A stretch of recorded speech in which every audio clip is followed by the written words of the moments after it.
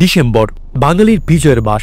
এই মাসেই ৯ মাসের রক্তক্ষয়ী সংগ্রামের পর পূর্ণতা পায় বাংলাদেশের মহান মুক্তিযুদ্ধ। ৩০ লাখ শহীদের আত্মত্যাগ এবং ২ লক্ষ মা বোনের সম্ভাব্য হানির বিনিময়ে অর্জিত হয় স্বাধীনতা। হানাদার বাহিনী শেষ পর্যন্ত আত্মসমর্পণ করে লেজ গুটিয়ে পালায় এবং বাঙালি অর্জন করে বাংলাদেশ নামের স্বাধীন ভূখণ্ড। সেই স্বাধীনতার প্রতীক হয়ে দাঁড়ায় আমাদের জাতীয় পতাকা, সবুজের বুকে লাল এক সূর্যখচিত। ১৯৭১ সালের মুক্তিযুদ্ধ ছিল বাংলাদেশের ইতিহাসের শ্রেষ্ঠ ঘটনা। দেশের শত্রু বাহিনীর বিরুদ্ধে মার্চ মাসে শুরু হওয়া এই প্রতিরোধ ক্রমান্বয়ে ভয়াবহ রক্তক্ষয়ী সংগ্রামে পরিণত হয়। দেশের নানা শ্রেণী ও বয়সের মানুষ একযোগে অংশ নেয় এই সংগ্রামে।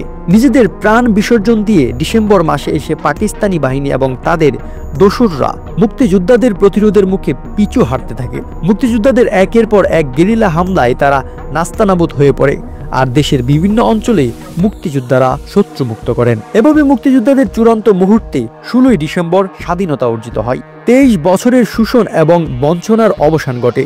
সশস্ত্র মুক্তিযোদ্ধাদের মাধ্যমে বাংলাদেশের স্বাধীনতা ঘোষণা করা হয় এবং বাঙালি জাতি বিশ্বের বুকে এক নতুন পরিচয় লাভ করে।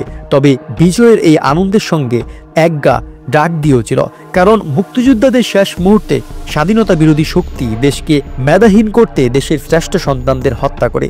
১৯৭১ সালের ১৪ ডিসেম্বর রাতে পাকিস্তানি বাহিনী ও তাদের দোসররা দেশীয় বুদ্ধিজীবীদের গড় থেকে তুলে নিয়ে নির্মমভাবে হত্যা করে।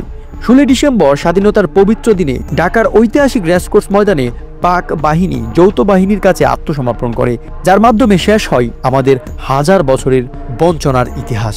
শ্রদ্ধা জানাই শহীদদের প্রতি। নিউজনগর, আরিয়ান ফার্সি।